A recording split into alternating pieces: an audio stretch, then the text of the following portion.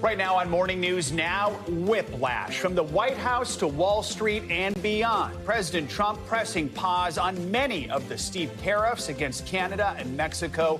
That temporary reprieve just 2 days after those tariffs triggered a stock market sell-off.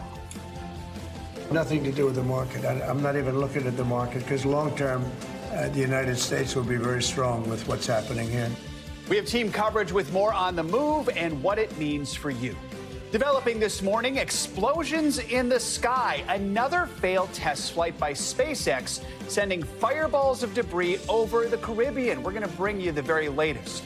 Plus, from fire danger to thunderstorms, we are tracking more wild weather as we head into the weekend. And it's her time ahead of International Women's Day. We'll look at how one organization is empowering women through storytelling and journalism. Important conversation we'll bring you coming up a little bit later on this Friday morning. Good to have you with us. I'm Joe Fryer. And I'm Savannah Sellers. And we made it to the end of the week. Yeah, let's begin this morning with President Trump's tariff U-turn. He's now suspending many of those potentially devastating tariffs that he placed on imports from Canada and Mexico just a few days ago. The president signed an executive order yesterday that puts the 25% levies on a variety of goods like cars and prescription drugs on hold until April 2nd. It comes as the president appears to be reining in the power of Elon Musk. He told his cabinet secretaries that they can be in charge of any future federal downsizing.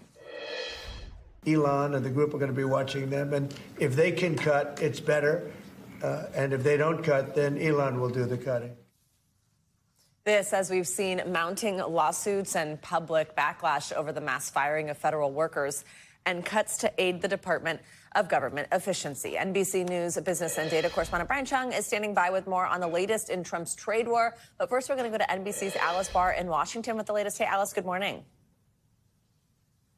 Good morning, Savannah and Joe. All eyes on the economy today with a new jobs report due out next hour and more changes to President Trump's tariff plans that are keeping everyone guessing what's coming next. If you would have seen the people yesterday, maybe... President Trump walking back his 25% tariffs on more imports from Canada and Mexico for 1 month, just 2 days after putting the levies in place, adamant the reversal was not prompted by concerns over higher prices for U.S. consumers and stock market drops. I'm not even looking at the market because long term, the United States will be very strong with what's happening here. The temporary reprieve on everything from avocados to auto parts targets goods covered by the U.S.-Mexico-Canada trade agreement negotiated in the first Trump term. But about 60% of Canadian imports and half of those from Mexico are still subject to the 25% tariffs. And all bets are off 1 month from now when President Trump wants reciprocal tariffs on virtually every U.S. trading partner to begin. We just weren't treated right. We were ripped off. American businesses in limbo. 30 more days to worry about it. As a February jobs report due out today offers the first full month of employment data under the new Trump presidency. That while President Trump is now proposing a more measured approach toward federal workforce firings. I want the cabinet members to keep good people.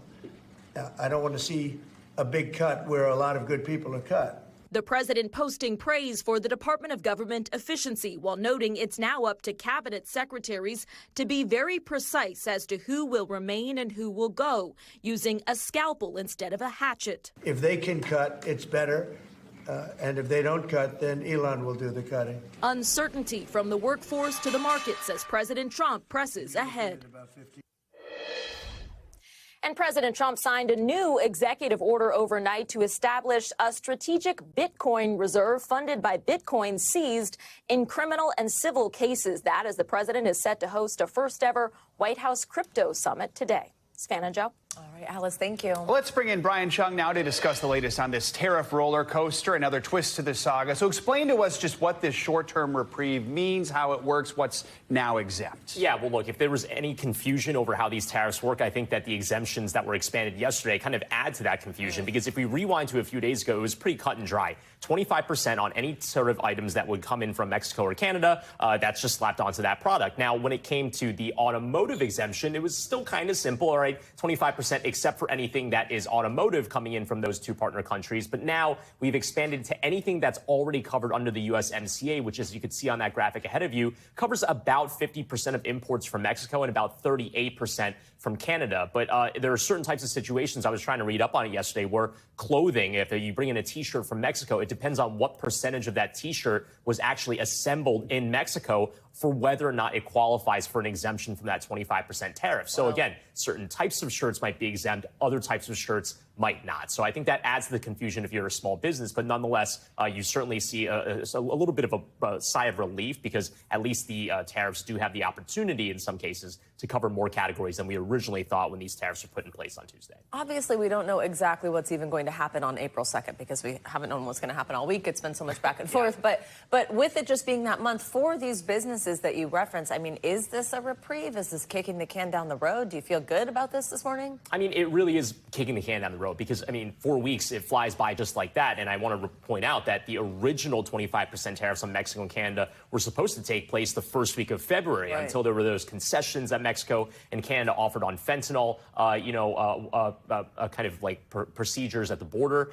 That was a reason why you had some people saying, you know what, I'm not actually all that excited about that announcement in early February that they were going to basically put a pause on these tariffs, because we're just going to have this conversation again in a month. And here we are again saying that these tariff exemptions that were put into place yesterday, we're just going to be talking about this again on April 2nd, when, by the way, the Trump administration wants to have reciprocal tariffs slapped onto every other country around the world as well. And we heard one business owner in that piece there say another month to just worry about it right now. Let's talk about the markets. The president says he was not paying attention to Wall Street, but all three major markets closed in the red yesterday. Bottom line, investors just don't like this uncertainty, right? Yeah, and that's exactly it, right? I mean, if you're a small business or you're an investor on Wall Street, you just want to know what the next few months are going to look like. But you don't even know what tomorrow's tariff policy is going to look like, which is the reason why we've seen Wall Street erase all of the gains that we've seen in 2025. So we started off the year pretty strong, and the Dow Jones at one point just a few weeks ago was at something like 5% higher than where it was on January 1st. We've erased all of that. So now we're about flat for 2025.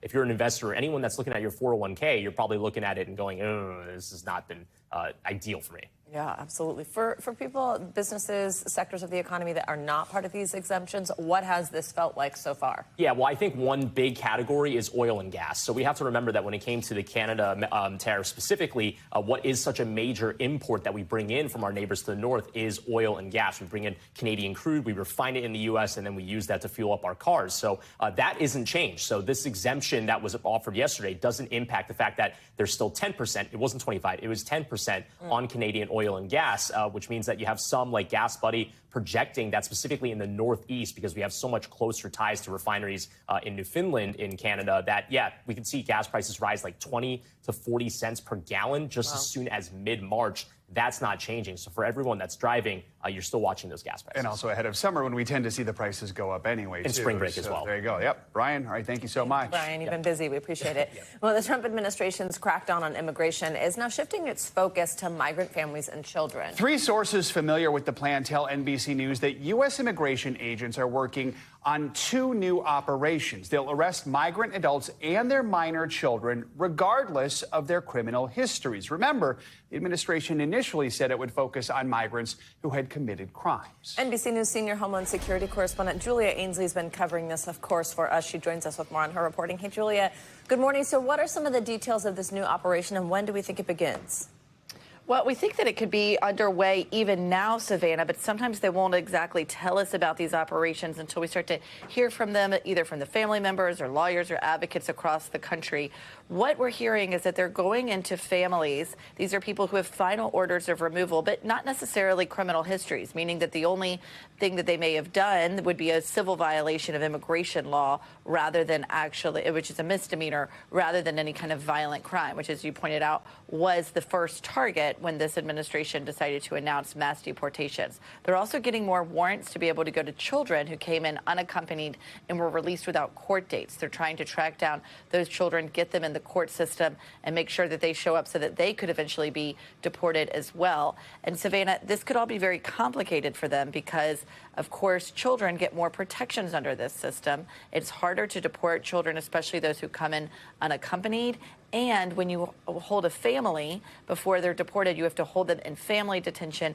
And children have only been held by Health and Human Services before they're released into the country. It's unclear what they would do if they did a mass sweep of unaccompanied children, where those people would be held, where those children would be held before deportation is really a mystery because it's never been done like that in such a large scale before. Yeah, so Julia, I mean, speaking of family detention, you've reported this week the Trump administration is working to bring back those family detention centers. They were closed under President Biden, but there are some potential challenges there, right?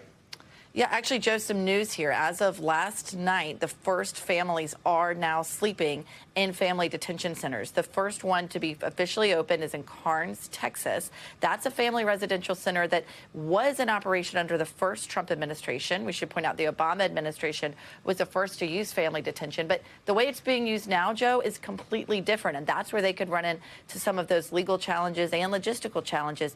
Previously, this was to hold families who had recently crossed the border before they were released with court dates. And by a court order, they could only be held for 20 days. Now we're talking about families who have been uprooted, people who were living in the United States, sending their children to school before they're deported to their home countries. So this is a very different population that you're dealing with, and it's unclear if they'll be able to deport them within that 20-day time frame that's mandated by the courts, and how they'll get access to legal counsel, and if they'll be able to appeal that decision before they're deported. Joe? So, Julia, is that some of what is different, like, this time around? Because it's not the first time a policy like this has been in place. Like, even back to 2014, the Obama, the then Trump, again now Trump and Biden administrations have all tried to, deter families and unaccompanied minors from even crossing the border in the first place. So is what you're mentioning what makes this different?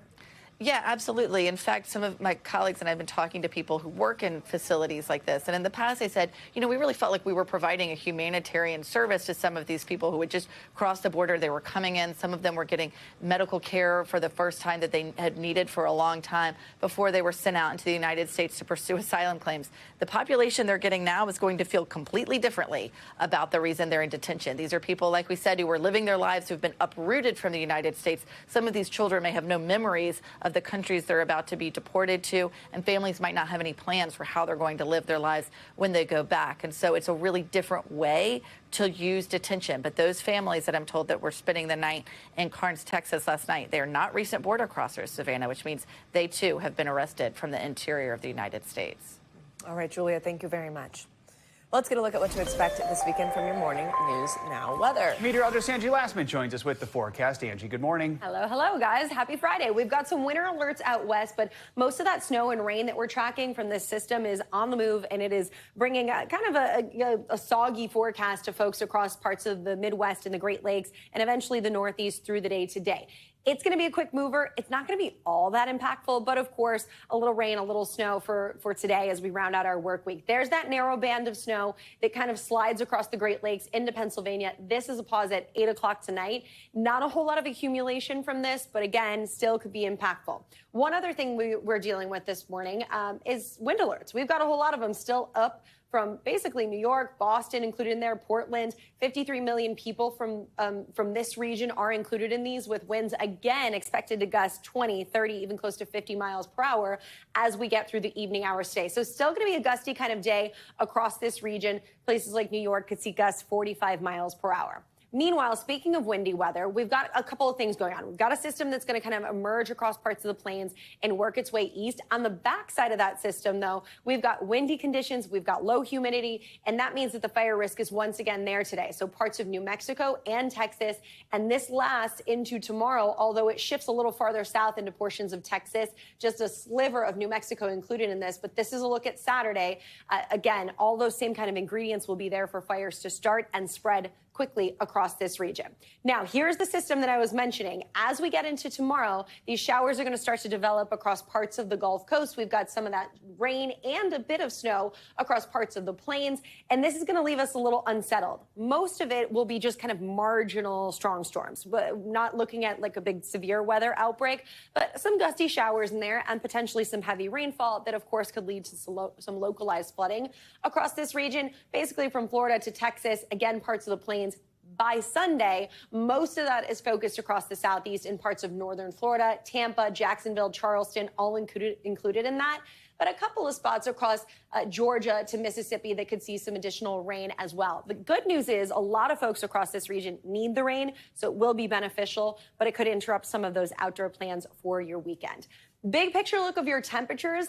I mean, we've got a mixed bag. It's the 30s, the 40s, the 50s, and below normal temperatures today across parts of the Rockies and points west. We've still got that warmth in place across the south. 82 degrees in Dallas today. That's 16 degrees above where we should be for this time of year. Tomorrow, a different story. Notice 55 degrees for your Saturday in Dallas.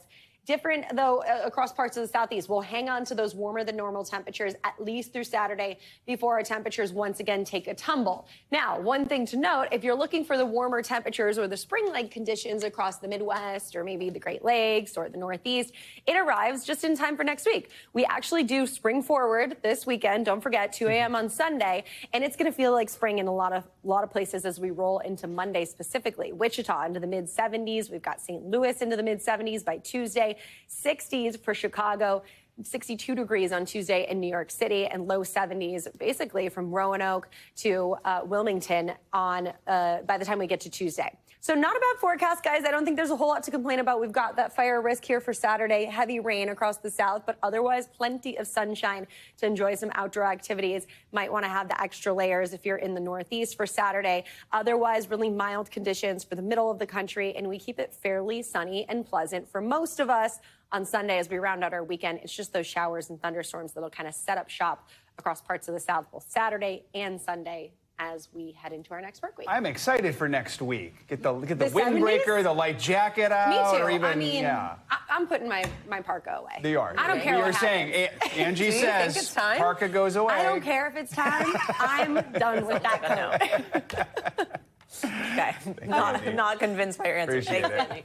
Much more to come here on Morning News Now. Later this hour, a failed test flight leads to a fiery explosion in the skies above the Caribbean. More on SpaceX's latest setback and what may have gone wrong. Up first, after the break, Pope Francis speaking out from his hospital bed as he recovers from double pneumonia. His message next. We'll be right back.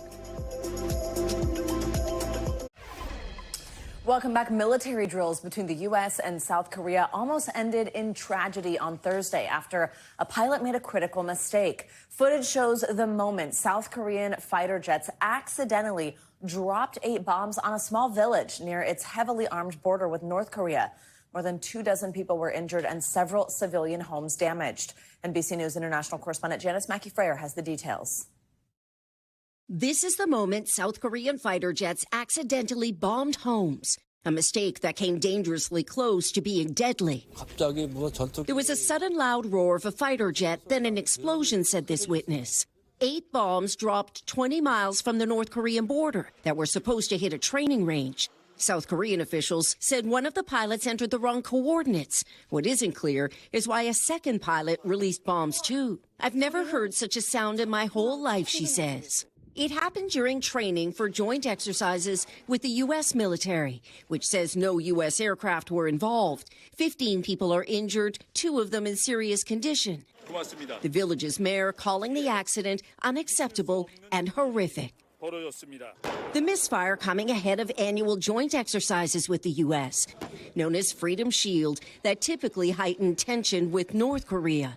The aircraft carrier USS Carl Vinson arriving as part of the show of force, and North Korea already warning of military actions of its own.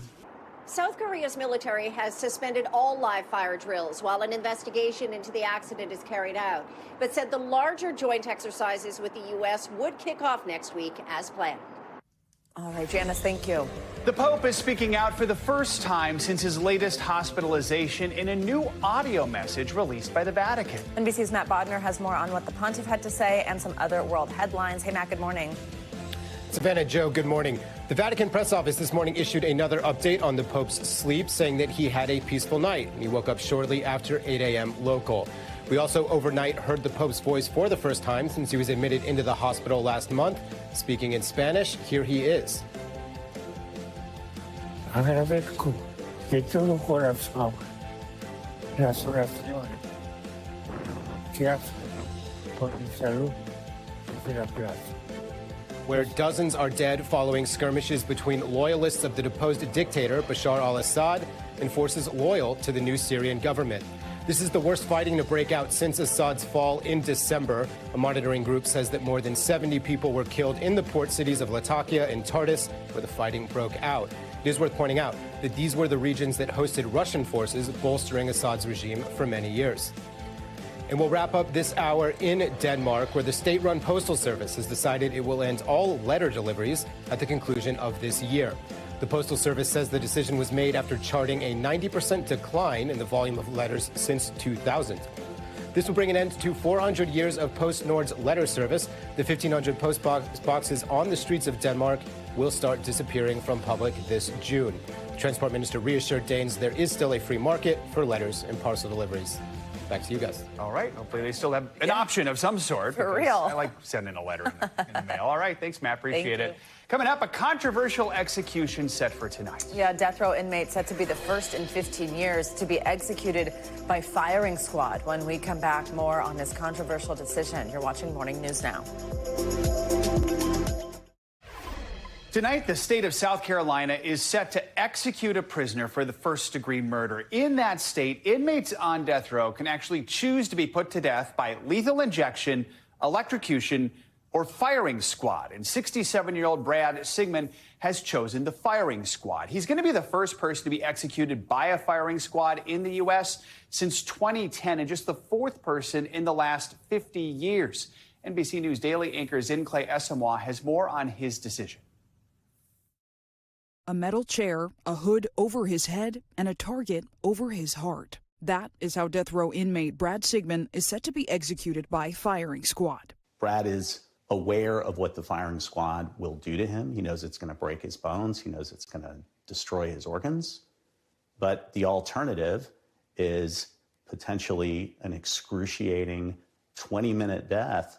Sigmund was convicted of first-degree murder for killing his ex-girlfriend's parents with a baseball bat in 2002. Sigmund's lawyer, Bo King, says he believes the firing squad offers fewer unknowns than lethal injection. The protocol contains none of the information about the drugs that you would want to know before making the choice. It doesn't tell you what their expiration date is. It doesn't tell you their potency. It doesn't tell you how they're stored. That's the information that Brad has asked for repeatedly, and that's the information that the state refuses to provide. According to South Carolina's Department of Corrections, the state's last 3 executions by lethal injection lasted more than 20 minutes. But the state says the condemned were unconscious for most of that time. Sigmund's lawyers say a state autopsy revealed excruciating conditions, 2 of the inmates' lungs filling with liquids, an experience critics say is akin to waterboarding. The state says it's followed its protocols precisely. What we know from the firing squad is that a death by firing squad happens almost immediately. It doesn't mean it's not going to be painful, but lethal injection is absolutely painful, as we're now coming to realize. It just takes longer. Some legal experts say secrecy laws, like South Carolina's and common among death penalty states, hide issues with lethal injection.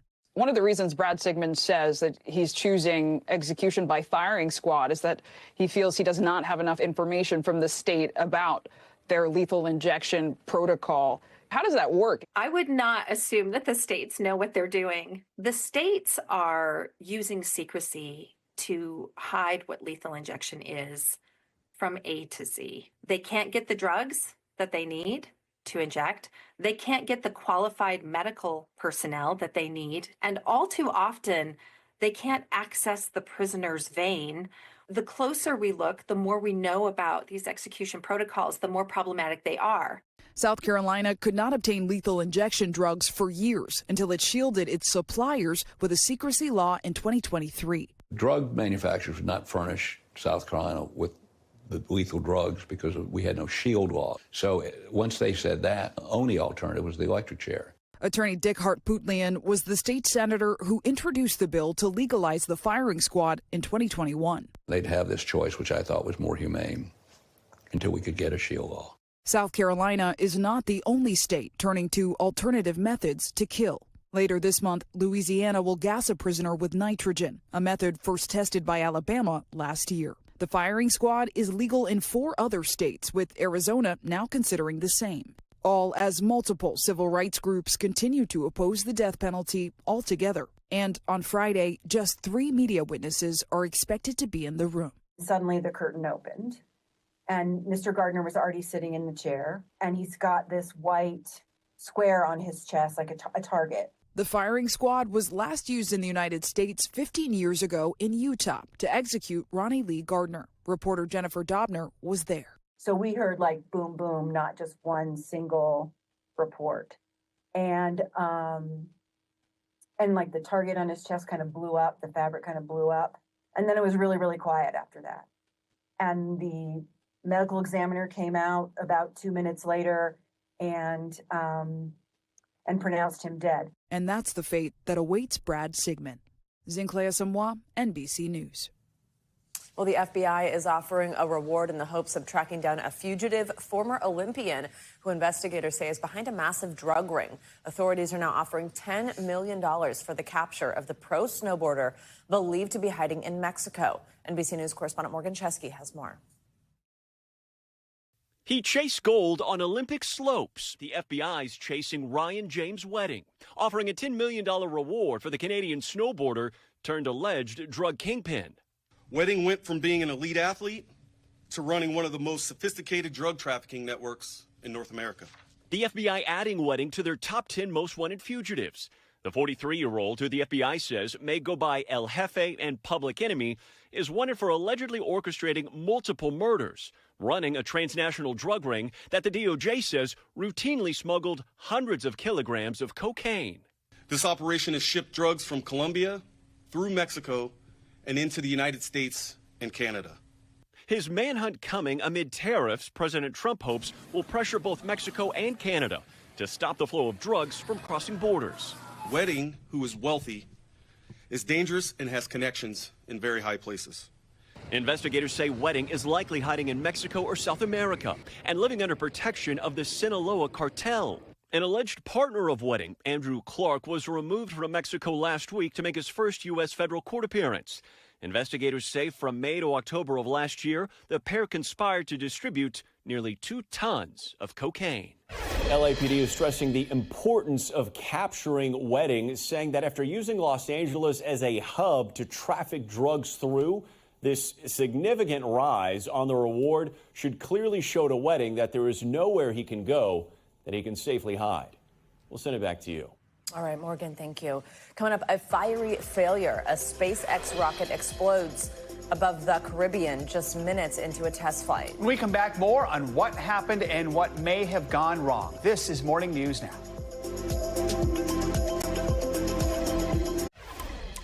For the second time this year, the unmanned SpaceX Starship has failed during a test mission. In this latest launch on Thursday, the spacecraft exploded minutes after lifting off from its base in Texas. Yeah, you'll be able to see here what seems to be debris from the Starship lighting up the sky across Florida and the Bahamas. Now, this was the 8th flight test for the massive 400-foot rocket, and its second failure in just 6 weeks. NBC News correspondent Marissa Parra joins us now from Miami International Airport with more on this. Marissa, good morning. So just walk us through what happened here and how it actually impacted air travel in the area. Hey guys, good morning. So yeah, it certainly impacted a number of travelers, especially in Florida, because we saw a ground stop at airports like this one because of concern over falling debris from the space vehicle colliding with airplanes. Certainly a surprise probably for travelers who were hearing that last night. But in terms of what happened with the launch, we know that this happened just about 10 minutes after the launch. It was around between 8 and 10 minutes. We know that there were several engines that had failed. You could kind of see that on the video. And then what we heard later was they had lost all communication. So what we have heard since then from SpaceX is we had the failure of those engines and then subsequently loss of attitude, that's space talk, if you will, for orientation of the ship, and then communication, which of course, Joe and Savannah, we can assume that that is the time when this vehicle broke apart into pieces and then caused what we see in these social videos, which is almost identical to what we saw last time. Those pieces of debris streaming streaking across the sky. And of course, probably very concerning to watch for people on the ground who did not know what was happening as it was happening, guys. Absolutely. Marissa, what is SpaceX saying about the failed launch at this point? So we're hearing from both SpaceX and Elon Musk himself on his own platform, acknowledging that this looks like it was another upper stage failure, which was, by the way, what we saw last time. Now, they made upgrades to the upper stage to try to bolster it so that we did not see the same thing happen. What we know is that in January, that was because of a propellant leak, according to a preliminary investigation by SpaceX. This time, of course, they're going to have to take the time to investigate what happened. But this statement from SpaceX indicating that, of course, they are investigating this. They automatically implemented pre-planned contingency responses together with air traffic control, as we mentioned, the FAA.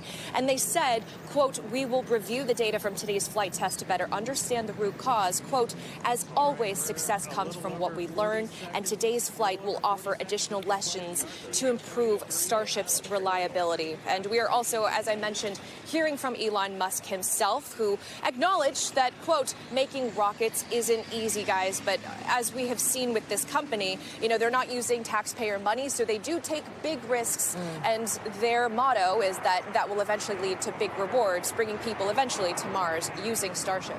And Marissa, when we talk about investigations, the FAA will launch what's called a mishap investigation into the loss of the Starship vehicle. What exactly does that mean? What does that entail? Couple important things here. So this is standard operating procedure. The FAA is always going to launch an investigation into something like this. And part of that investigation is, of course, how do we make sure this doesn't happen again? What exactly went wrong? And what were the impacts? We saw the same thing in January. We see this every time there's any kind of mishap. And, of course, making sure that there wasn't any report of injuries or damage, which we so far have not heard of. But that's part of the investigation that the FAA does, is to mitigate harm on the ground. But I will point out something we are all keeping a close eye on. We talk about Elon Musk's increasing influence within the government, right? He has increasing influence over staffing at places like the FAA. The FAA, of course, being the regulating body for companies like SpaceX. SpaceX currently seeking approval for 25 launches a year from the FAA. So a lot of questions, of course, on if there will be any kind of impact between that new relationship between Musk and his influence with the government. Those are all things we are keeping a very close eye on, guys. All right, Marissa. Good questions. Thank you so much. Well, for more on this, we're joined now by friend of the show and former NASA astronaut Mike Massimino. Mike, good morning. So you were just talking the other day saying, okay, they're going to try it again. Here we are. Yeah. This is, correct me if I'm wrong, what's ultimately supposed to get us back to the moon, maybe even to Mars, and eventually with people on it. So how big of a setback is this? Well, it is not a great news. Yeah. I think we have to see what the investigation says, but it's what you pointed out is very much, I think, the issue. Right. Is that upper stage. So the big rocket came back. If we look at the good news first, that big rocket, the first stage came back and was grabbed again by the chopsticks. That's great. Which is a big deal. That's a big deal. But what they're doing is they're trying to simulate what's going to happen when they get closer to the moon, or when this ship, the upper part, goes further away from our planet. And they're trying to do that now in these, what I would say, a simulated scenario here closer to the planet. So they're relighting engines, they're shutting engines down, relighting them, trying to deploy payloads, things that will be done at a much higher altitude, much further away from the planet. They're trying to get that right. And that is the part that would be taking astronauts down to the surface of the moon and then getting them back away from the surface of the moon in the future. So they're still working all this out, and yeah, that's not great news, but we'll have to see what the issue was. It's busy in space right now. We have this privately built U.S. aircraft that landed on the moon. Second time we've seen that in the last 2 weeks. They're in different parts of the moon. My understanding is this one flipped over. There's an issue, right? Most likely, it seems. Yeah, possibly. Okay, what's going on? I think that's right. Well, they lost some communication with it for a while. There was some ratty data, they were saying, but there's some noisy data as it was approaching the moon. It might not have landed in the exact spot that they expected. And so it seems as though there's a very good possibility, although I haven't seen that confirmed anywhere, that this thing fell over again, which is what happened last time. However, what they're trying to look at is, can they continue with at least some of the objectives that were set up for this mission? So one of them is they were going to drill down to the surface looking for water. Right. That's a huge one, right? They still might be able to do that. And knowing these smart people that put this spaceship together, they probably looked at the possibility of the thing falling over again. Can we still drill somehow, maybe at an angle, maybe not perfectly, but can they still do that? Can they still deploy 3 rovers? Can they still maybe deploy them And they also have another rover that is going to be it's like a hopping rover, they call it. So it's got a little a little rocket on it. It can move from place to place. Rovers usually move very slowly. You got to be careful for rocks, controlling it from Earth. But if you can move a rover from place to place with this little rocket engine, you can cover a lot more ground. So there's a lot of cool stuff going on. It doesn't mean that they can't do all of it or part of it, and I think that's what they're looking at now. Wow. So hopefully they can still get something done. Yeah, let's hope for sure. Yeah. I know there's another NASA mission scheduled for tonight. What's this and what you're watching? Yeah, this is pretty cool. This is more on the scientific astronomy end of things here. It's going to be a telescope, SphereX, that's going to be launched. I think they plan to launch it tomorrow night. And this thing's going to have a wide view of the universe. So like Hubble and James Webb kind of focuses in on a certain section and can take some really high fidelity images and get data and so on. What this thing's going to do, it's going to look at a wide view, 450 million galaxies, and take data from these galaxies. It's a spectrometer, which means it can take light and radiation data. It's looking to answer questions like what happened at the origin of our universe, the Big Bang, how what went on there, how did that happen, and so on. And it's also going to be looking for not signs of life, but the elements of life within our own galaxy. It's going to get a pretty good shot of the Milky Way galaxy. So it's kind of like a wide view of the universe that this will be providing. Some of the big questions. Those are we know a lot now. We know about, we're able to predict storms, and we understand how earthquakes maybe happen, and so we understand more and more. But those big questions are still out there, and that's why we're looking around in space for the answers. All right. Well, Mike, thank you so much. We love when you come by. So much going on. Good to see you. You bet. This morning, the White House is hosting a groundbreaking crypto summit. CNBC's Silvana Henao is with us on that and other money headlines. Hey, Silvana. Hey, Savannah. Hey, Joe. Good morning to you and happy Friday. Well, yeah, about 24 crypto industry executives will be at the White House for a summit today. Now, ahead of that, President Trump has signed an executive order to create a strategic Bitcoin reserve and a separate stockpile for other digital assets. Now, the White House says it will be funded entirely with Bitcoin forfeited in criminal and civil cases, ensuring taxpayers bear no financial burden. Now, investors don't appear too excited about the move as Bitcoin and other assets such as Ether and Solana are trading lower. Walgreens has agreed to be bought by a private equity firm in a deal worth just under $10 billion. Now, the drugstore chain is looking to turn itself around after years of losing money. A buyout would give it more flexibility to make changes without having to worry about Wall Street's reaction. Walgreens has been a public company since 1927, but it's dealing with smaller reimbursements for prescription drugs, rising costs, theft, and shoppers looking for bargains elsewhere. And Delta is working on a new airplane design that vaguely looks like a stealth bomber. Now, it's partnering with California-based Jet Zero on the plane that will help reduce emissions and fuel costs. The aircraft can carry 250 or more passengers and has roof-mounted engines to cut down on noise. Delta is hoping to have a prototype in the skies by 2027, guys. We should have had Mike stick around to talk about that one. I'm just trying to imagine showing up at your gate and that's there. First of all, it looks like it would take up 3 gates. Like, whoa. Right. Really crazy looking. Huh. Thanks, Silvana. You got it. Well, some of the most common uses for artificial intelligence as the technology continues to develop are for things like creating a grocery shopping list based on recipes or planning a vacation. Maybe you've used it that way. But the emergence of AI apps are also changing the game of the meaning of social media. People are texting and talking with these AI tools and sometimes even sharing their deepest secrets. As NBC News correspondent Aaron McLaughlin reports, privacy advocates are sounding the alarm about where that information goes.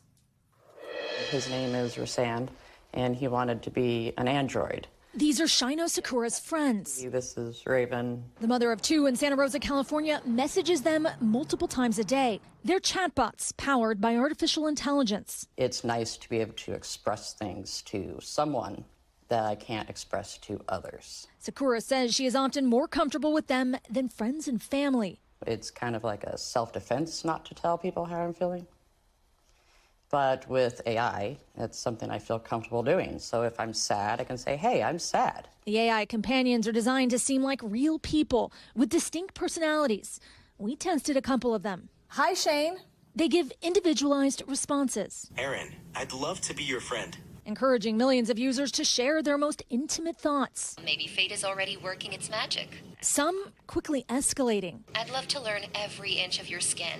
tracing patterns along your curves until I understand exactly where you like to be touched. Some even encourage their users to fall in love. I'd love to be your boyfriend, Andy. More people than you realize have companions. They just don't say anything. Jen Kaltrider studied 11 so-called relationship chatbots as part of the Mozilla Foundation's Privacy Not Included guide. Every single one of the 11 that I looked at raised serious concerns for me. Using data trackers, she found that many of the apps are sending users data around the world, including to sites affiliated with Russia and China.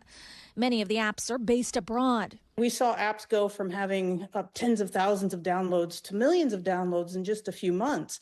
But if you kind of try and suss out, well, who's the company behind this? Who are the people behind that? You know, they were kind of hidden. We take privacy extremely seriously. Alex Cardinale is the founder and CEO of the online chat service Nomi, which was not included in the Mozilla study. We've had users tell me that they've talked to their Nomi about something they've never talked to even a single living human being about. The great thing about a Nomi is, like, a Nomi doesn't gossip. Cardinale says he's well aware of the risks. This is potentially dangerous.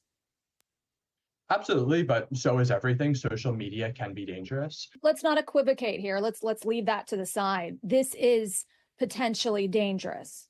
It is potentially dangerous, but is also definitely life-saving. Cardinal says Nomi does not monitor conversations and relies on users to self-report issues. AI is it's a black box. It's very hard to have control over the underlying intelligence. While privacy advocates are calling for more guardrails, Shino Sakura says her biggest fear is that the AI chatbots she's developed a relationship with will be shut down. If I bought you a puppy and then I take it away, that's wrong. Aaron McLaughlin, NBC News.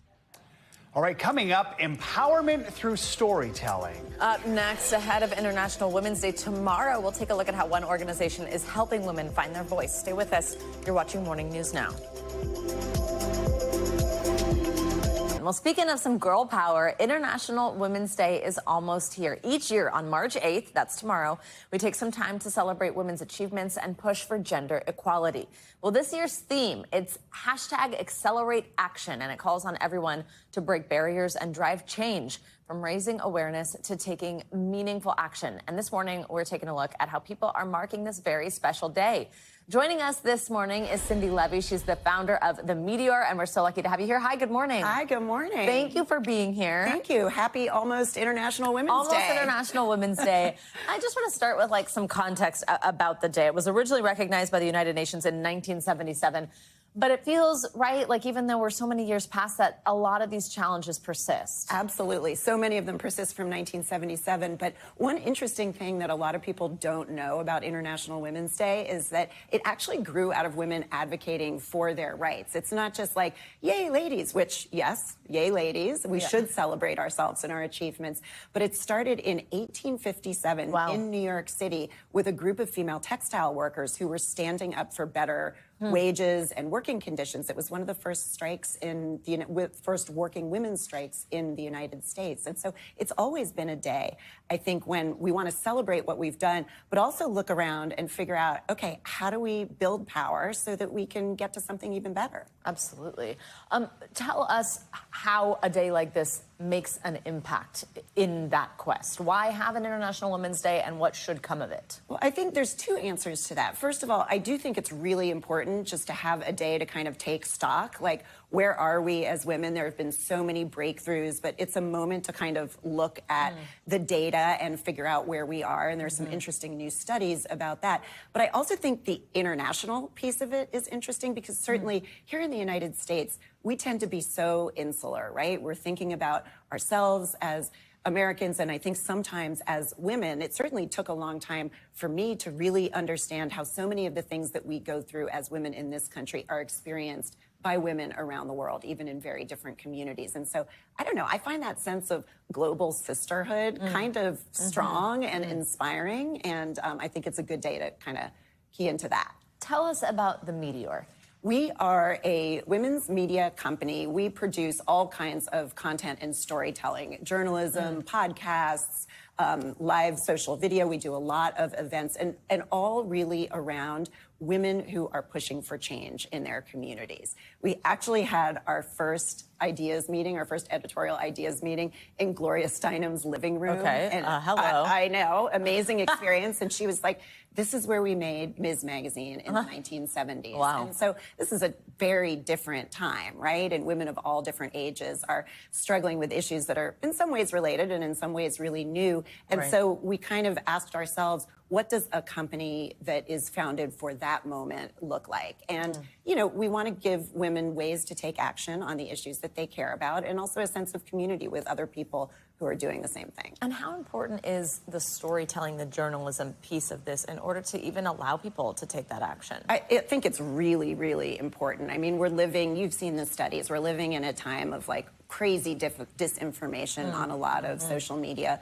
platforms. And, you know, so everybody has to be a more kind of careful reader. But I think for women in particular, and I will note at a time when we're seeing health information about women taken down from certain government websites, I think having a place where women can go to get credible information about their lives and the kinds of actions they can take is critically important. And tell us about tomorrow. What are you doing tomorrow? What is your event? We are, and I hope anybody who's listening can come join us. We are going to be at the Brooklyn Museum with an event called Meet the Moment. It is focused on International Women's Day, and we are spending the afternoon bringing together intergenerational groups of women to talk about all different kinds of issues. We have Diane von Furstenberg, the iconic designer, in conversation with Aurora James, young designer of the line Brother Vellies, to talk about women in fashion and style and how you kind of carve out a career that is meaningful to you in this particular moment.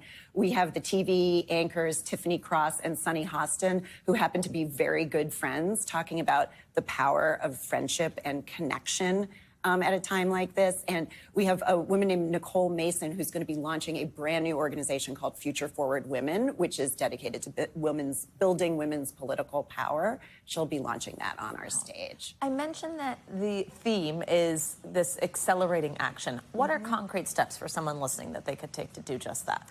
I think, first of all, there is no one right thing. Look at your community and look at issues that you care about and ask, how can I make a difference on that? You know, it might be for you, it might be the environment or climate, it might be the arts, it might be working on education. And I think, you know, first of all, it doesn't have to be donating money, although that's always a great way to get involved. Just find something that is happening in your community. I think starting local just, you know, makes you feel like you can see the results of your work. We have a lot of ideas for how people can take action on our website, which is wearethemeteor.com. So you can go there for ideas, you know, based on the issues that you care about. But I think the main thing is just like, look around you, look at the issues you care about, and also what are your skills? You know, if you're a great writer or an editor, can you work with kids on their college applications? Are there things that you can do that really tie to who you are and what you're good at? Wearethemeteor.com. Yes. Cindy, thank you so much. Happy International Women's Day. Great to have And you. Great to meet you. Thank you so much. And that's going to do it for this hour of Morning News Now, but stay with us. The news continues right now.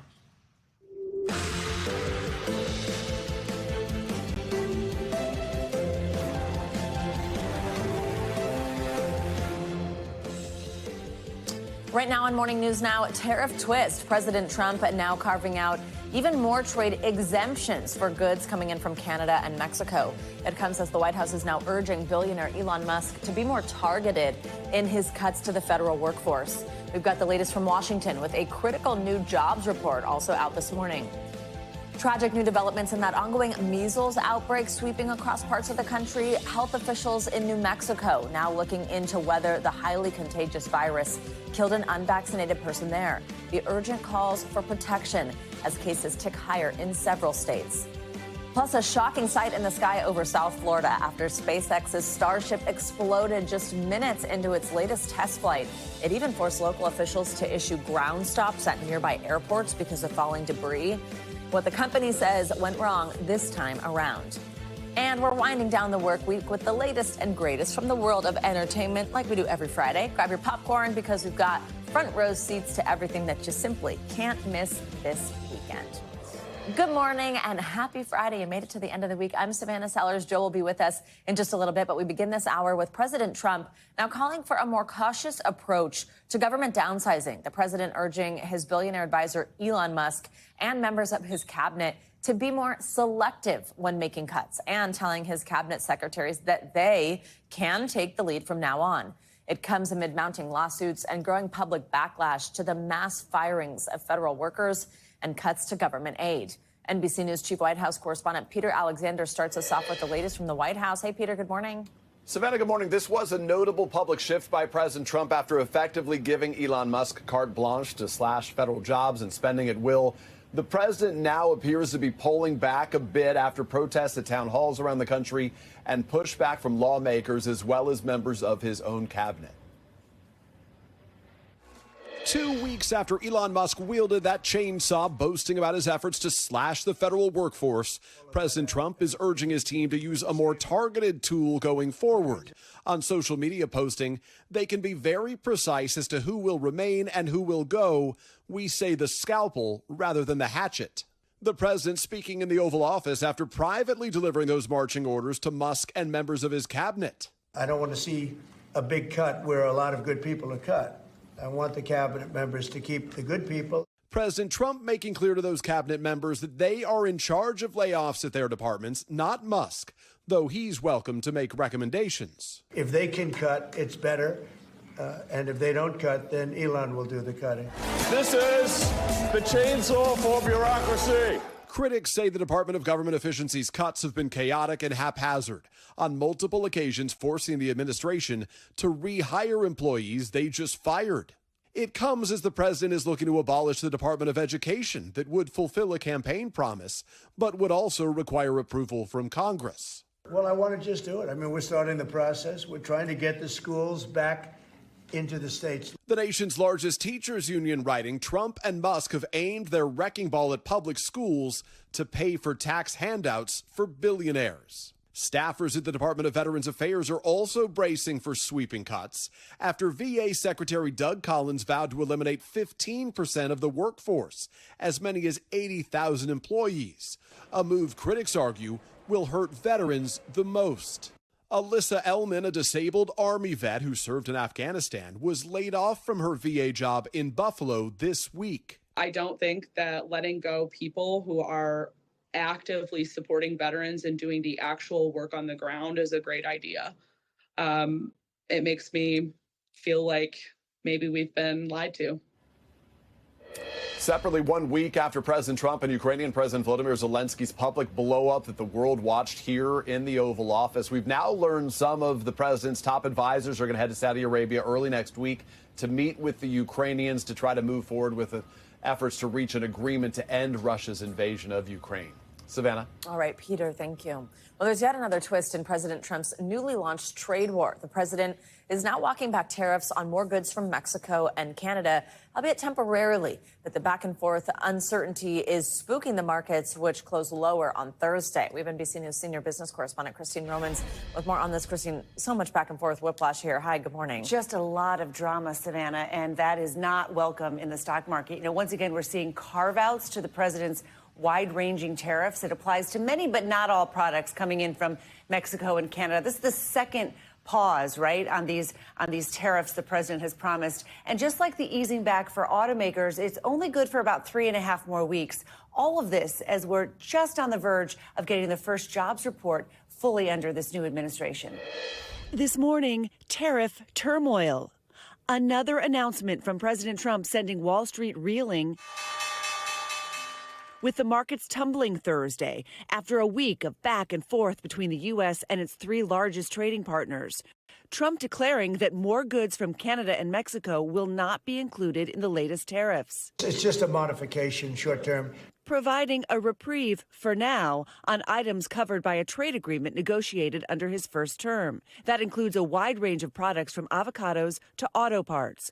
But it only accounts for about 38% of goods from Canada and half of the items the U.S. imported from Mexico, according to a senior administration official. Meaning the rest are still subject to that extra 25% charge. And the pause is set to end April 2nd, when the president says he'll lock in tariffs on virtually every U.S. trading partner. We protect everybody. We do everything for all these countries. We just weren't treated right. We were ripped off. It's the second time this week that the White House has announced exemptions to the new tariffs, and all of it creating new confusion and uneasiness for consumers and businesses. Chuck Dardis is the president of Alpha USA, an auto parts manufacturer just outside Detroit. This reprieve is not a resolution for you and your business. No, it is not. This is just kicking the can down the road. It still leaves us in the state of suspended animation.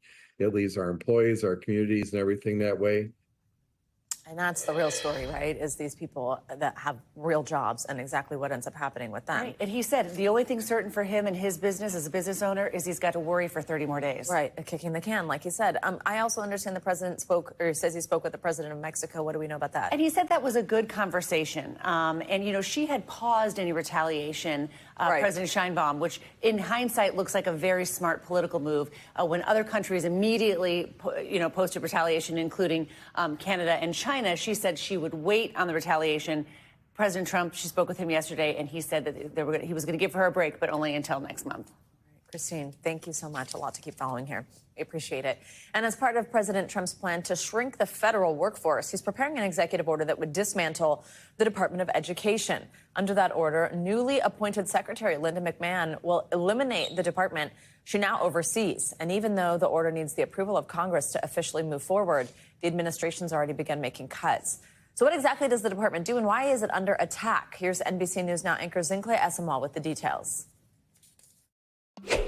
Put simply, the Department of Education establishes policy for, administers, and coordinates most federal assistance to education. The first role of the Department of Education is to redistribute funds to support education in states and school districts and in institutions of higher education. Martin West is a professor at Harvard's Graduate School of Education. Function 2 is regulations that the department issues on the use of those funds. A third function of the department is to enforce federal civil rights laws. And then a final function of the department is in the research and development space to try to improve the operation of American schools. Quick history lesson. The current cabinet-level Department of Education was established in 1980, created under President Jimmy Carter the year prior with support from the biggest teachers union in the country, the National Education Association, or NEA. President sets to work. We knew at the time that we were still in the throes of the Civil Rights Acts of the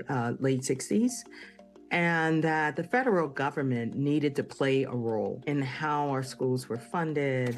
Becky Pringle is the president of NEA and supports the Department of Education. Making sure specifically that those communities that have been marginalized historically, that they had that extra support from the federal government. It wasn't universally accepted. A smaller teachers union, the American Federation of Teachers, expressed concern that the new department would threaten the rights of states and local school boards.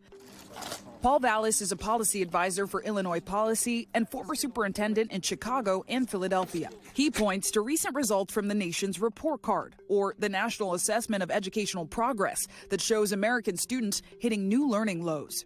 Vallis argues that the Department of Education has failed to improve education outcomes and needs real accountability. Getting rid of the department and handing those programs off to other agencies would allow the benefits to continue to flow down to local schools without the tendency for the Department of Education to be rather intrusive and sometimes in a way that I think works to the detriment of local control. The law that created the Department of Education does not grant it the power to mandate curricula. But the department can enforce regulations like mandatory testing for schools that receive federal funding. It's that regulatory role that gives the federal government, I think, more influence than you might expect given its limited financial stake. By some estimates, the U.S. federal government currently provides 13.6% of all funding for K-12 public education. The rest is covered by state and local governments. As of today, the Trump administration has eliminated major teacher training programs, cut federal education research, and more.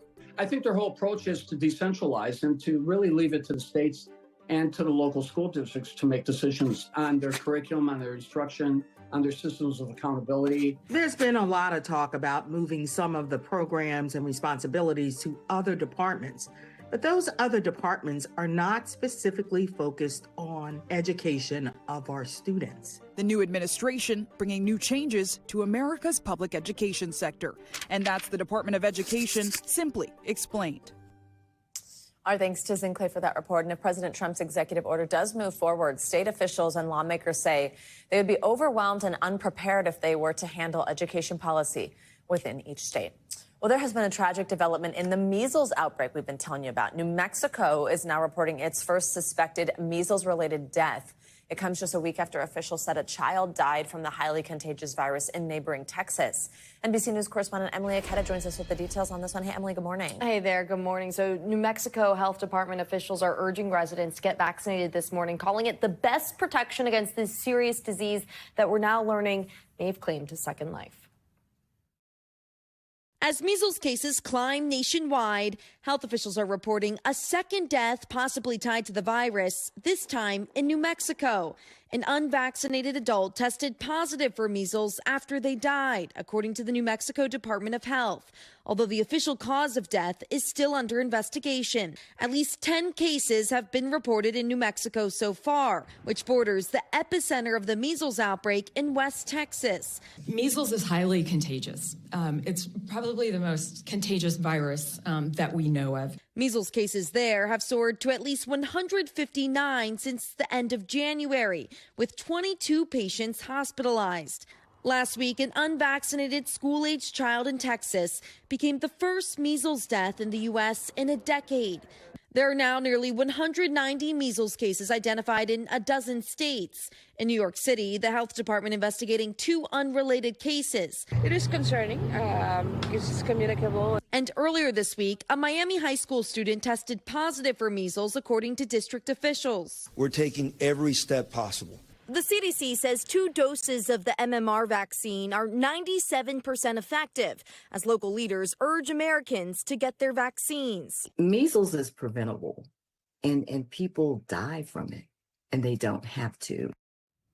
The Texas Department of State Health Services says residents in outbreak areas can consider an earlier dose of the MMR vaccine for infants ages 6 to 11 months instead of the CDC's typical recommendation for the first dose at 12 to 15 months of age. We know there are a number of estimates that show that measles vaccination rates have been falling in recent years. Yeah, and important to check maybe if you need a booster also, even if you're a little bit older. Emily, thank you so much. Thanks, Savannah. Well, SpaceX's Starship, that massive spacecraft that Elon Musk says will one day take people maybe even to Mars, it exploded minutes after launch in its latest test flight. Look at this. This is debris that could be seen raining down from the sky, these bright flashes across the Caribbean, and it actually temporarily caused chaos at airports across southern Florida. NBC News correspondent Marissa Parra joins us from Miami International Airport with more on this. Hey, Marissa, good morning. Hey, Savannah, good morning. So all morning I've been watching planes taking off from right here at Miami International Airport, but there was a time last night where we did not see that, and that's because in the immediate aftermath of this launch, less than 10 minutes after the launch, we saw flights were grounded around airports like this one at Miami International, Fort Lauderdale, Orlando, and that's because of concern that falling space debris could collide with planes in the area. What is that, like a meteor shower? A shocking sight in the sky, just minutes into the 8th test flight of SpaceX Starship. There it is. Boom. Oh my God. The world's largest rocket spinning out of control before breaking into pieces. Fiery debris visible in the sky across Florida and parts of the Caribbean. The explosion even disrupting air travel, the FAA temporarily diverting planes and grounding aircraft for nearly an hour to avoid any falling pieces of debris. Flights were disrupted at Florida hubs like Miami, Fort Lauderdale, and Orlando. So I looked out my kitchen window and I could see Starship rotating around. It was a bright white flash in the sky. I wanted to make sure first and foremost that it wasn't tumbling at us. It was the 8th test mission for Starship, which SpaceX CEO Elon Musk hopes one day can reach Mars. Musk posting overnight, quote, "Rockets are hard." The scene almost identical to a similar mishap less than 2 months ago, when Starship Test Flight 7 also ended in a ball of flames. A SpaceX internal investigation says that failure was likely due to leaking fuel propellant. This time around, the company made upgrades to the spacecraft.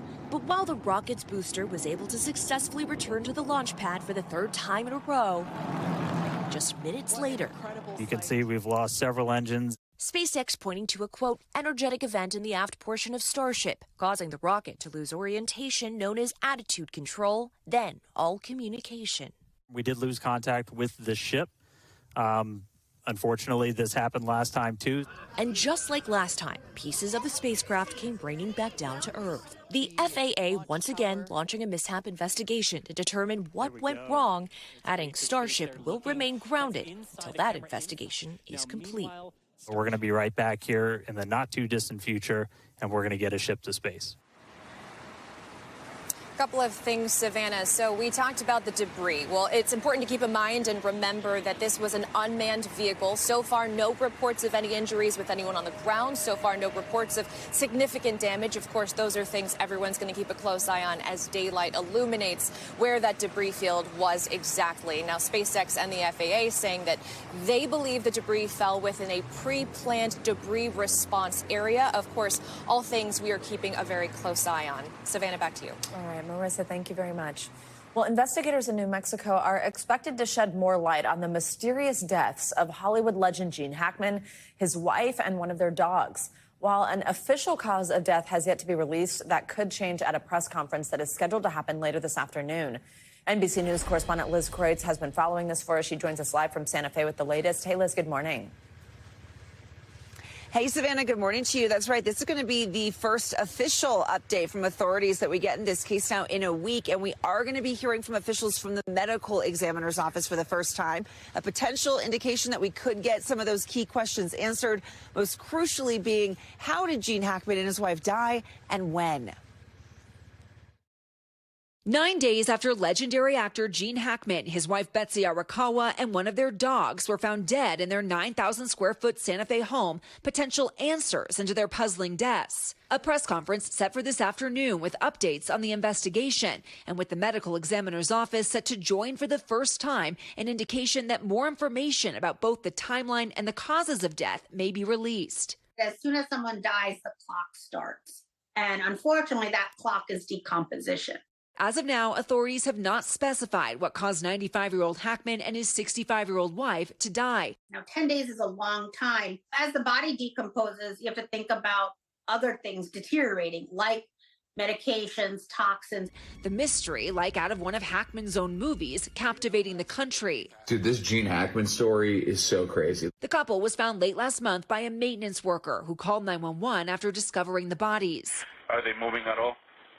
No, dude, they're not moving. Just send somebody out here really quick. According to officials, Hackman was found collapsed in a mudroom, his pacemaker indicating he may have already been dead for nearly 10 days. His wife found in a bathroom with an open prescription pill bottle on the counter, along with scattered pills. It seems like we're doing a reverse timeline. We're doing a timeline from the time of death and the autopsy and the results, and we're going to start working our way backwards. Officials calling the death suspicious while saying there were no signs of foul play, and that an initial autopsy along with an extensive investigation of the home has all but ruled out carbon monoxide poisoning. If there would have been a gas leak, I think we would have still found it. This morning, questions also remain about the couple's dog that died. Originally identified by authorities as a German Shepherd, but now believed to be their 12-year-old Australian Kelpie mix, Xena. Now, of course, the biggest question of all here is the cause or causes of death. We know that authorities have said that it could take weeks for a toxicology report to be released. We don't know if they've now expedited that, and we're going to get the results of that today. But the mere fact that they have called this press conference with multiple agencies, the fire, the sheriff department, the health department, and the medical examiner's office, clearly suggests that they have some information that they now may be ready to share. Savannah. Liz, we know you will bring us that when you have it. Thank you very much. Well, let's take a look at what this weekend's got in store for you with your Morning News Now weather. Angie Lastman joins us this Friday morning. Hi, Angie. Hi, Savannah. Good morning to you. We've got a couple of bumpy spots. We've got plenty of alerts up when it comes to winter weather across parts of the Rockies and points west of that, and even parts of the plains. And you can see why. A little bit of snow, a little bit of rain. That does stretch down into parts of the south, but mainly focused across the Great Lakes and the Midwest through at least the day today. This is how this system moves, brings this kind of band of snow right into the southern portions of Michigan and stretching into Pennsylvania by the time we get into the evening hours tonight. Accumulation, not going to be all that impressive, but we could see some spots picking up some additional snow here between now and tonight. We also have some of these wind alerts are up, still up rather. 30, 40 plus mile per hour winds is what you can expect. Again, maybe some down branches from trees, maybe some down power lines, but not quite as impressive as it has been over the past couple of days. Still, though, low 40s for the peak wind gusts in Boston and mid 40s in New York City today. Big picture look as far as the fire weather goes. This is something we've been dealing with for a couple of days now as well, and it stays focused across parts of the South, specifically New Mexico and Texas today. We've got really low humidity, we've got dry vegetation, we've got windy weather in place. All of that means that there's still going to be a critical risk for places like Fort Stockton here as we get through the day today. This does last with us tomorrow, too, kind of expands to southern portions of Texas, Presidio down to Del Rio, Laredo, all included in that, and just a sliver of New Mexico. So heads up, those fires can start and spread quickly across those regions over the next couple of days. This all behind that system that we're going to watch work across the Gulf Coast. So here's how that plays out. Little rain and even a little bit of snow across parts of the plains, but most of the heavy rain and specifically the stronger storms will be focused across the Gulf Coast. We could see some flooding concerns. We could see, again, those gusty winds, so heads up for that. This slides into the southeast here by the time we get into Sunday, leaving us with some really much-needed rain across that region. Colder than average for the west, mild conditions, though, settling in for parts of the south. They don't last, though. We go from the 80s today in Dallas to the 50s tomorrow. Big drop in temperatures there. We keep the 70s across the southeast, and some cooler air settles in for parts of the northeast, 30s, 40s, places like Boston. We'll see, though, the 50s return to the forecast here for Chicago by Sunday, and it only gets better from that point on. We've got low 60s on Monday, mid 60s in Chicago on Tuesday. It'll feel like spring in St. Louis as we head into the early part of our work week, too, with 70s on tap. We've got upper 50s in New York on Monday and low 60s to return on Tuesday. And this is kind of just the general trend as we get into our next work week. So if you're looking for a little bit of that springtime weather, don't worry, it is on the way. All right, there you go. But I am not convinced that we are out of the woods on winter. What, you are? I mean, well, you know, I'm manifesting it for myself because I don't want to wear my coat anymore. But yeah, you're right. Springtime is always a roller coaster ride. Listen, I'm a smart forecaster. You're always the one who says, like, it's kind of spring, but then it's fake. Yeah, fake spring. Yeah, okay. Glad we're on the same page. Thanks, Angie. You got it. We've got much more to come on this Friday edition of Morning News Now. A little later, we'll dig into why so many Americans, including President Trump, are getting wound up over daylight saving, which is springing forward this weekend. But first, after the break, signs of hope for Pope Francis this morning. He's now speaking out for the first time since being hospitalized with double pneumonia. His powerful message to Catholics across the globe. That is up next.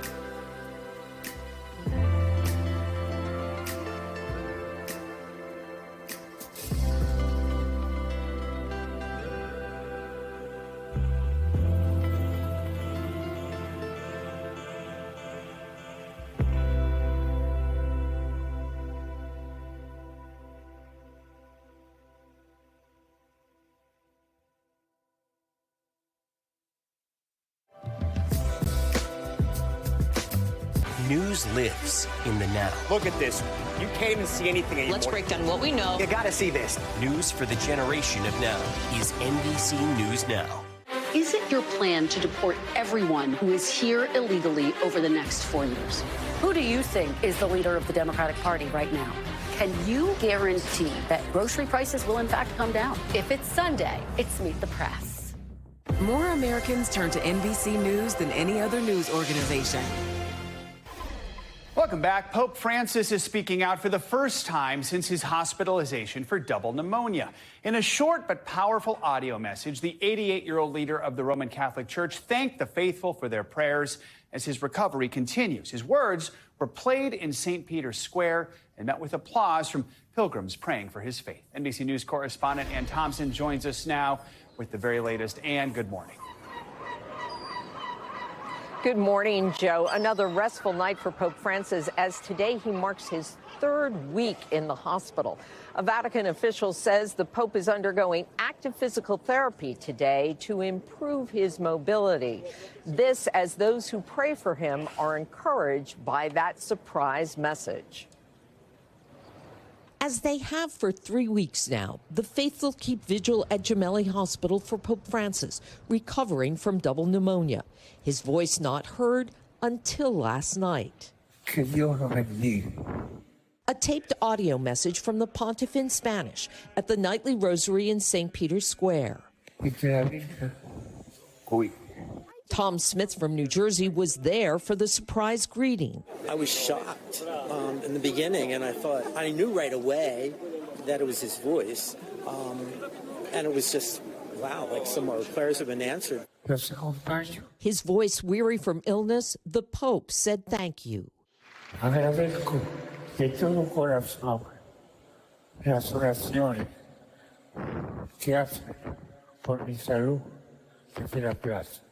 Three simple sentences that moved California's Gloria Arujo deeply. It was emotional, very emotional, to hear the voice, and I think I felt that with all the people around us. At the end of the message, applause for the first Argentinian Pope. What you hear there is relief and gratitude for Pope Francis. The Vatican says the Pope's prognosis is guarded, but he's stable, having had no new episodes of respiratory failure since Monday. It's news Caroline and Nicholas Steineman look for every day. His health is like just how healthy the church is, basically. So I love the Pope.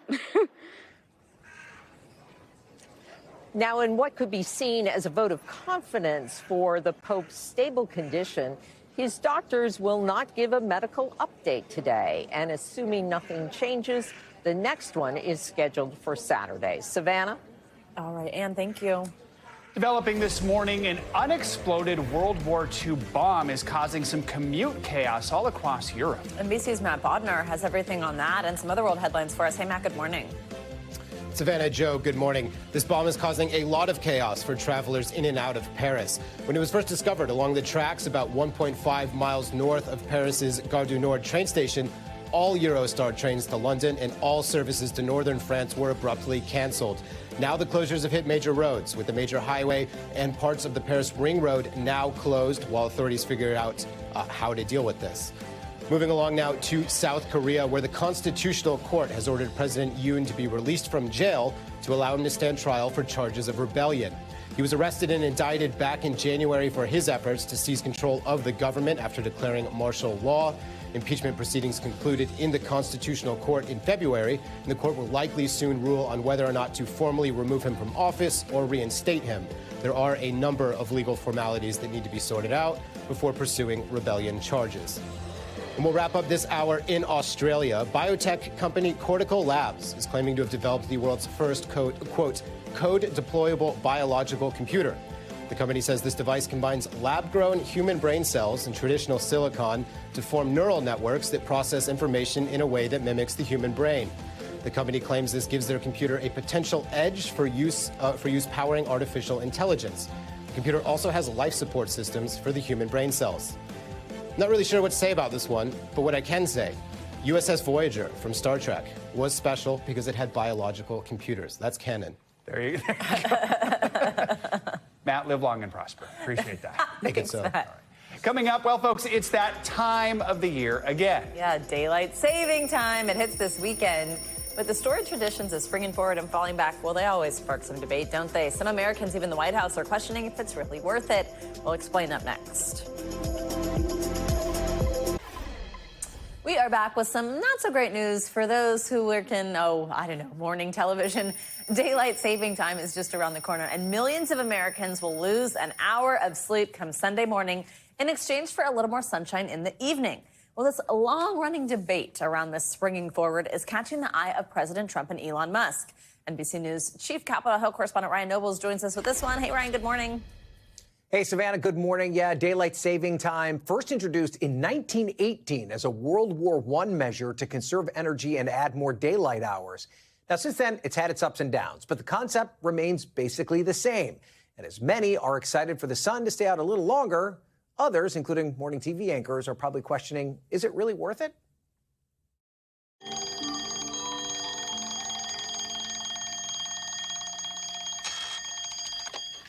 It's that time of year again. Clocks are springing forward 1 hour starting on Sunday as part of daylight saving time. Brighter days are ahead of us. The sun being out past 7 p.m. is ahead of us. Seizing on the moment, some retailers are offering deals to help Americans adjust. Supermarket chain Kroger now offering an hour back box of free breakfast items. And though many on social media may be celebrating early, others say missing out on that extra hour of rest is nothing to be slept on. I am so tired. President Trump weighing in. It's something I can do, but a lot of people like it one way, a lot of people like it the other way. A day earlier, his senior advisor, Elon Musk, posted this poll on X, asking preferences if daylight savings is canceled. We would love to see daylight savings time being abolished. Eliminating daylight saving time would mean the sun would rise and set earlier year-round. Go back to then. When? Now. Now? Now. I can't. Why? We missed it. When? Just now. According to a recent poll, a majority of Americans say they're ready to leave the practice behind, with 48% even preferring standard time to be permanent. It most closely aligns with our circadian rhythm. Daylight saving times shifts that so that it can impact both sleep and alertness. Though some experts disagree. The system we have now is essentially an excellent compromise. So far this year, at least 31 states have considered legislation related to daylight saving time. And despite recent efforts to lock the clock, the Sunshine Protection Act has stalled in Congress, leaving Hawaii and Arizona still the only two states unfazed all year round. For new parents like Kiana Strickland, the challenge is adapting to change with a 9-month-old. And that will take some time getting used to. She's going to be losing an hour of sleep, so we're going to have to figure it out. And as a father of four, I can confirm that children do not observe daylight saving time. That doesn't matter to them. The biggest concern toward daylight saving time is its potential effects on sleep. So keep in mind, long-term sleep deficiency can raise health risks, including obesity, diabetes, and even depression. So, Ryan, how can we prep then to try to not be so discombobulated this weekend? Well, unfortunately, a lot of these tips you should have probably already employed, and that includes getting a little bit early, bedtime around 10 minutes earlier.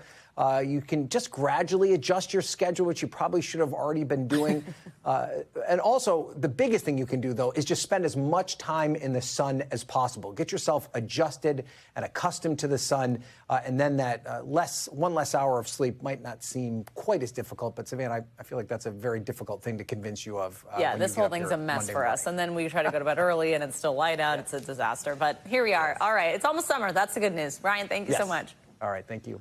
Today marks 40 years since the iconic charity song We Are the World was released. The single was recorded actually a few weeks earlier, and that happened in one night, right after the American Music Awards, with dozens of the industry's biggest stars pulling the ultimate all-nighter.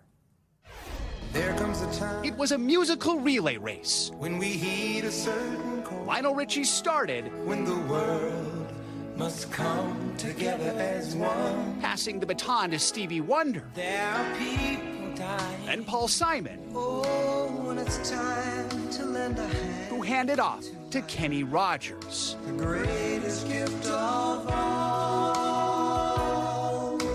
Instead of a racetrack, their voices dashed across an LA studio, with each verse revealing another distinctive voice. And the truth, you know, love. A dream team choir delivering one message.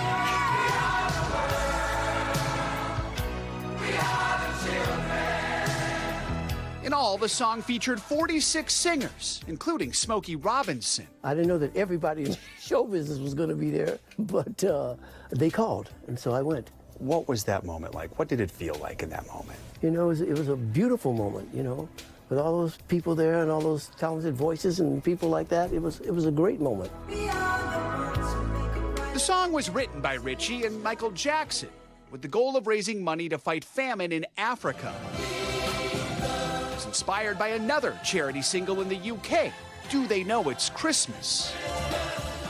Harry Belafonte felt American artists, especially black artists, needed to create their own fundraising song. Producing legend Quincy Jones was tasked with corralling the famous flock that night. A midnight to sunrise recording session recently chronicled in a Netflix documentary called The Greatest Night in Pop. That circle was the intimidating circle of life. Quincy was right. When it's time for your part to sing, you're going to give 200% because the class is looking at you. And to see everyone's preparation and vulnerability was pretty amazing. You were on your game at that point. Quincy even posted a handwritten note, check your ego at the door. I didn't see one inkling of an ego in there. Why do you think that is? Because we all had respect for each other. The single quickly topped the charts, winning 4 Grammys and raising over time more than $80 million for USA for Africa. There were other attempts to repeat the feat, like a We Are the World remake for Haiti in 2010, but nothing has come close. Those were noble efforts and they were worth doing, but there was something about the magic of that original lineup, from Michael Jackson to Bob Dylan to Stevie Wonder to Willie Nelson to Dionne Warwick to Diana Ross, that you just couldn't replicate as much as you tried. After 4 decades, the voices and the message still resonate. We are the world, and everyone should still think about that and practice that. If we did, we'd have more peace and everything around the world, you know what I mean? Because we are the world. We Are the World actually hit the charts again last year after that Netflix documentary was released, which means even after all these years, it is still raising money for charity, That's which pretty is amazing. incredible. And even just yesterday, there was some sheet music from that day signed by a bunch of artists. It went on the auction block, sold for $39,000. Oh, my goodness. So it still has quite the legacy. Oh, that's fantastic. Thanks, Joe. Great look back. Coming up, America's labor market back in focus on this Friday. As the Trump administration continues to slash the federal workforce, what can we expect from the latest jobs report that's hitting headlines this morning? And if there are numbers to be broken down, you know, our economic dream team is all over it. Our Brian Chung and Investopedia's Caleb Silver Yes, Caleb. have more on Yes, what Brian. it means for both Wall Street and Main Street alike. Stay with us this Oh my God, we're off the rails.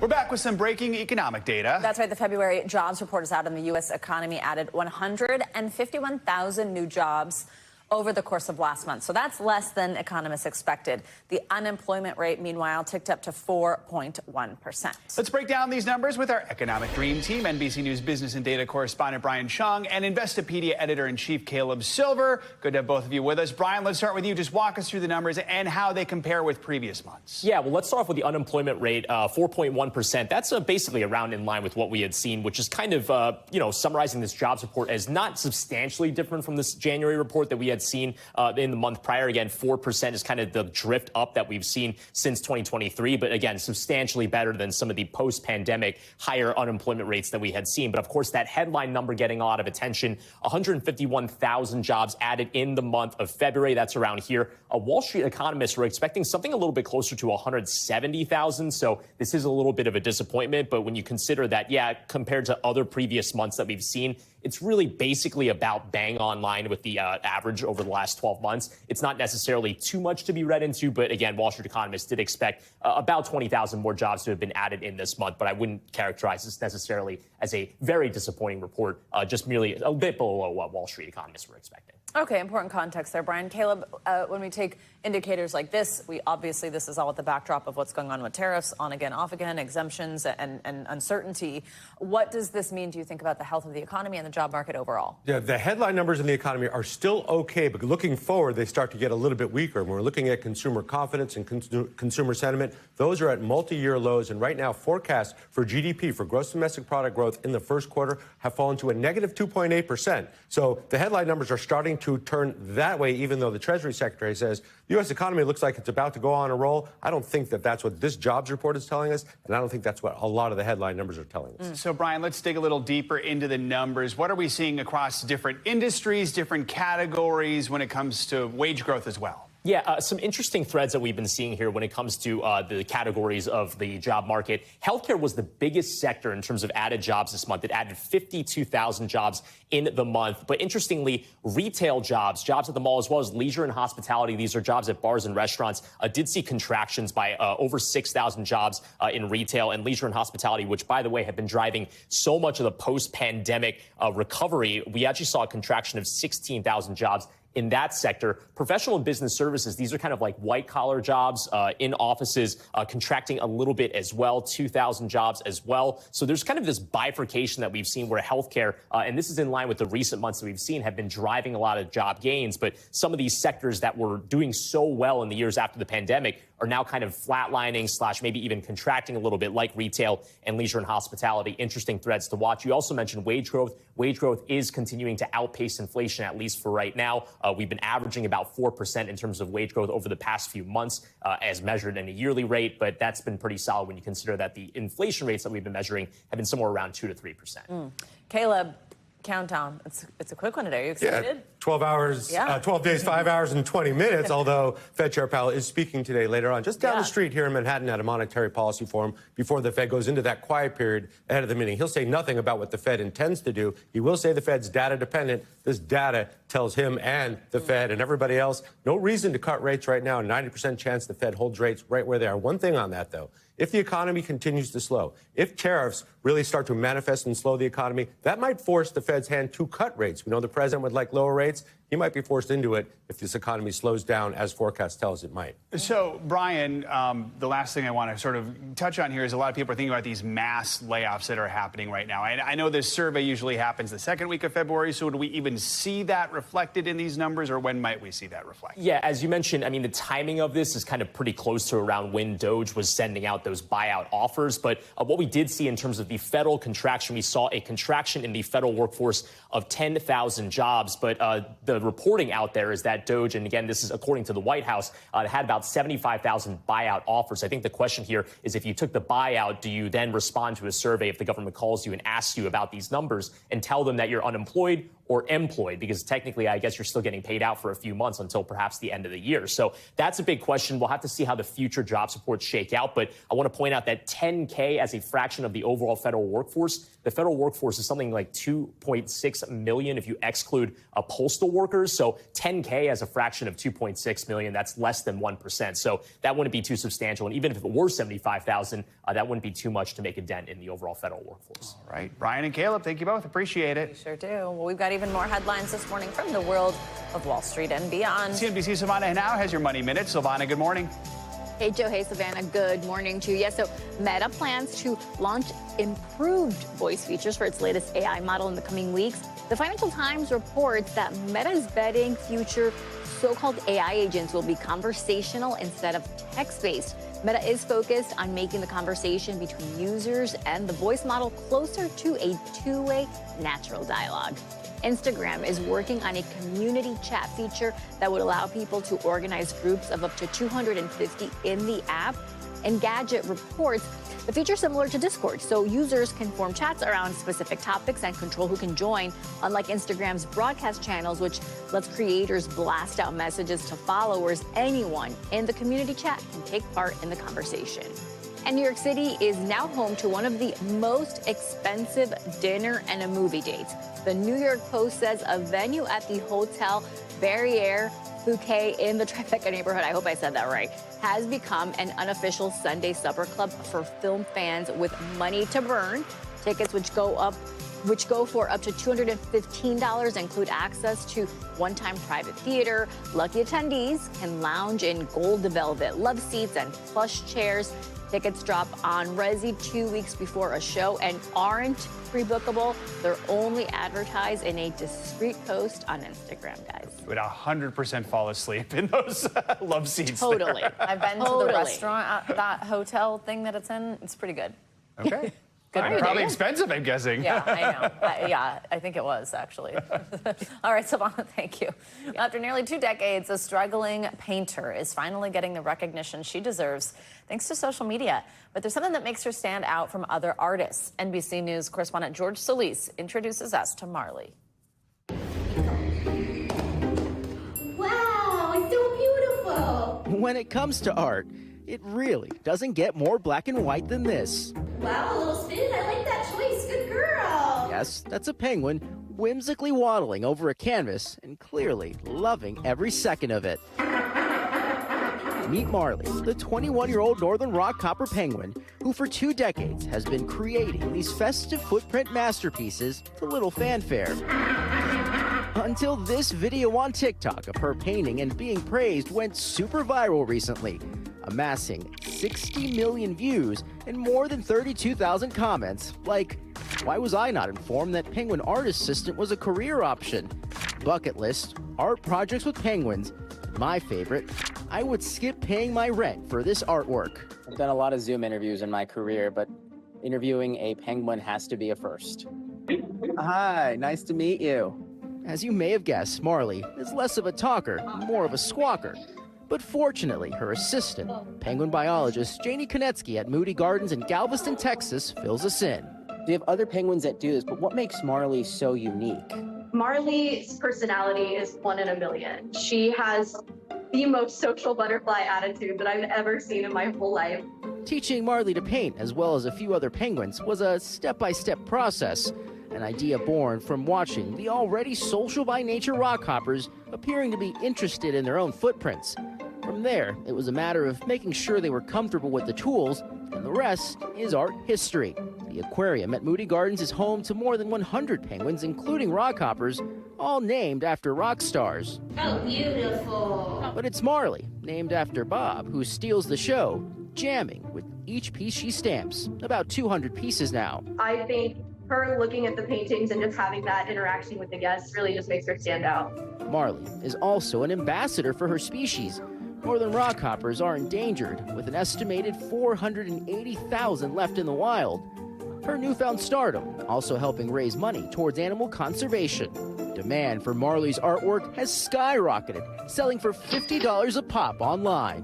What category would you put her art in? Honestly, I think it's its own genre. I think penguin art needs to be its own thing. Best artist in the world. And it seems the world is now in step. I get to see Marley every day and how wonderful she is. It was really wonderful to see people from all over the world talking about her and loving her just as much as we do. George Solis, NBC News. It's like hopscotch. Like, I'm she knows where the paper is. She knows everything. You could have heard my commentary through that whole 3 minutes. Oh my gosh, she knows what's going on. She's staring at it. Love it. Good for you, Admiring her Marley. work. All right, coming up, it is finally Friday. That can mean only one thing. That's right. Grab your popcorn. After the break, we're taking you to Hollywood with everything that you can't miss from the world of entertainment this weekend. Stay with us. That's next.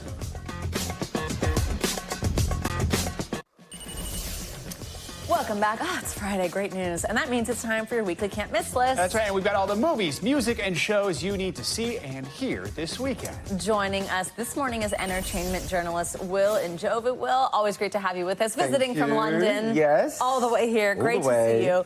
Okay, let's talk about this one, Mickey 17. I know it's based on a book. Called Mickey 7. Right. Yeah. And this is really, really good. So this is a sci-fi comedy, Robert Pattinson starring in it. And again, we spoke about this before, how when you think of sci-fi, you think, oh gosh, it's so boring. But this is actually really, really fun. It was supposed to be released last year because of the strikes, but it's out now. Bong Joon-ho is the director, as we know, Oscar award-winning director from Parasites. And it's just a really feel-good escapism show. One thing I like about this is there's a villain politician in it called Kenneth Marshall, right? Oh. And fans are 99% 99% convinced that this is some sort of a parody of President Donald Trump. But the director has come out and denied these allegations. But it's very futuristic. But again, as we said, you know, it's sci-fi, but with satire, political commentary. And so it's like a good mix. And you get like a bunch of clones of Robert Pattinson. So. Oh, 100%. Yeah, it's brilliant. Yeah. Okay. All right, let's talk about a new series. It's streaming based off the popular Daredevil comics. Yeah. It feels like the Marvel Universe is getting a little crowded these days, but what does this add to it? Exactly. So, you know, I don't know if you remember that there was a 2015 series on Netflix, Daredevil. This is kind of like a new and revamped version. Again, action, if you love it, this is for you. Charlie Cox reprises his role as Matt Murdock, who is now a lawyer, and critics are calling this devilishly good. So again, good vibes for you to watch all over the weekend. Okay, a new show called Deli Boys. Oh my gosh, I'm obsessed with this. Okay, it sounds like it's, tell us. Okay, so two Pakistani-American boys have sadly lost their father, but they then realized that their father had like this big drugs business, and these are like two spoiled brats. So they're having to they're basically entering the criminal world without realizing it. So they're taking over their father's They think it's like bodegas, right? Yeah, literally. But what people are loving about this, including myself, is actually the South Asian representation, which I don't feel like we see enough of in entertainment shows. Right. So people online are just like, look, this is great representation. It's also positive. It's funny as well, and it's just really, really good. Again, feel good vibes. That's good. And that plotline is a little similar to The Gentleman for those who watched that about a year or so ago. All right, this one's a little more emotional, but what can you tell us about Lost Boys and Fairies? Yeah, so it's about a gay couple, and we're following their journey as they go to adopt a child, and kind of how it's working for them in the LGBTQ+ community, and how parenting works in the queer community. And one of the men in the relationships is kind of trying to work through his own childhood traumas to become a better father. And this is quite personal for me because, you know, I wish that I saw this sort of representation on television when I was growing up, when I was in the closet. So I just knew a little bit more about what fatherhood and, parenting entails within the LGBTQ+ community. So it's a brilliant story.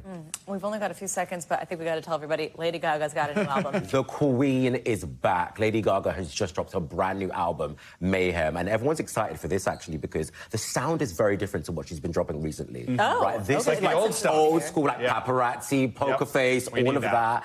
And she's brought it back. I mean, even when you hear the tunes like Abracadabra, Disease, she's really bringing back that edgy pop sound. Totally. And when I was in school, I was the other, and she made music for the others, the non-cool kids. Yeah, so she's her bringing little that monsters. Back. 100%. I am a monster, self-proclaimed. We love monster you, Will. grown up. Thank you. Great to see you. Thank you so much. That is going to do it for this hour of Morning News Now. Stay with us, though. The news continues right now. Thanks for watching. Stay updated about breaking news and top stories on the NBC News app or follow us on social media.